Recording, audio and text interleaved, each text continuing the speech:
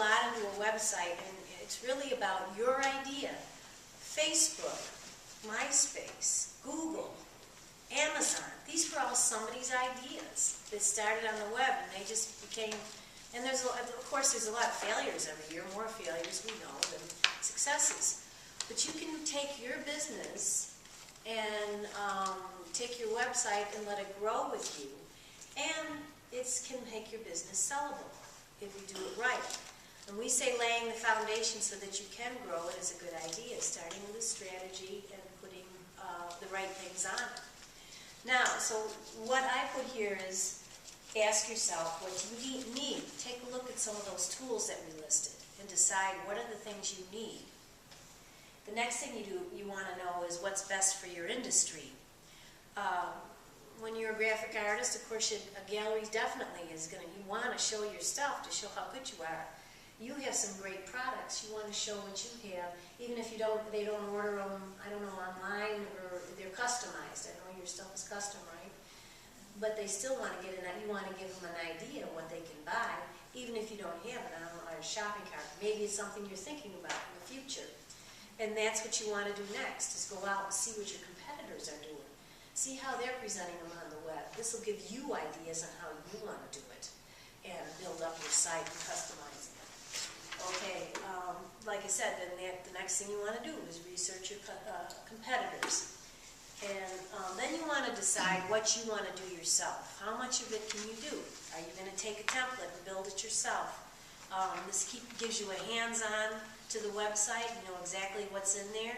You feel the control. If you're computer savvy, why not? You know, if you don't feel that you want to take the time to do this, well, then just define what you need and figure out the best way for you. Maybe you need to start with a template on GoDaddy and have somebody help you build it. But now here's another thing you need to consider.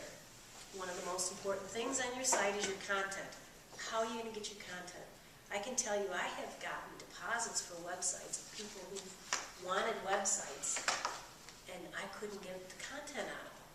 It was so hard to get started because you need content. That's what it's all about. In fact, our startup site that you can see there is all about, even if you don't have the content, you need to just sit down and tell us about yourself, and we make you fill out a form just so we can pull it out of you to help you decide on your domain name. Okay, so those are questions you ask yourself. This will give you a way to formulate what type of a website you want. Then you have questions for your webmaster. Now, depending on where you're at with your website, when you build your own, of course, that's you have the control over it pretty much. But if you don't, if you decide you're going to hire somebody or get assistance, you want to make sure that the webmaster's been in business long enough so that you need them again. We have, people have come to, in fact, I just have one just recently.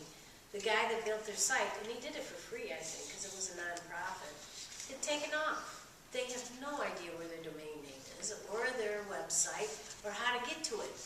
So, you know, that can create problems, and it's happened a lot. It's not unusual. So if you do hire somebody, make sure you get your hands on to where this stuff is. When that happens, what do you do? Well, there's ways to track it down. You go to like whois.sc and you put in that's whois.sc, and that's your database in the sky that will tell you, for the most part, some of them are locked, but for the most part you can see who is the owner. If the guy that set your website up for you, put him as the owner, you may have a hard time getting it back. But if you put your organization as the owner, you should be able to get it back without a problem. And then it also tells you what servers it's on and where it's registered. So there's ways of tracking it down. Actually happened to my in-laws. Oh, okay. They don't know what to do. Oh, yeah. Go to Whois, and if you have any problems, give me a call. Okay. Where is that stand? Where is that? whois.sc.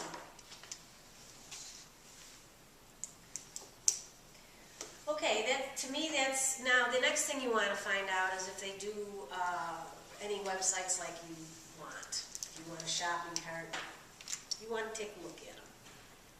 You want to email their clients and ask them how they like them, if they do updates, and how frequent they are, and how good they are at responding. Do they outsource their work? Here's a new one. I don't know, Steve, if that's what you do. Do you outsource your work to overseas and that? No, it's in Las Vegas. Oh, that's, well, at least you're American. They speak English. Yeah. Believe me, it's common for people to outsource, become a web person. Gee, that makes it sound so easy, you know? I mean, I could just go out and sell and send it off to India and let them build it for me. But I have heard complaints about that, and I shouldn't say that about all of them, because there are some very good ones that do respond, and the guy that's here, your contact, does keep in contact and works very well with them. But there are others that aren't, and it's like anything else. Even here, you can get a web designer that you here today, gone tomorrow. So the only thing is it's harder to get to India than it is down the street, you know. So I mean, you just have to take that into consideration when you're hiring somebody. Then of course you want to know what packages, even if they're the programmer's packages, if it's made with Code Igniter, you want to know that, because if he decides to leave, you need to find somebody, you need to know the buzzword. How do I find somebody that does code, you know, can do Code Igniter and use it? So anyway, you can see I have a list of questions here that you would want to go over and ask, depending on what you're doing with your site. Any one of these can be used, but the idea is to know what you want and shop around. Just talk to people, and I think that gives you, you know,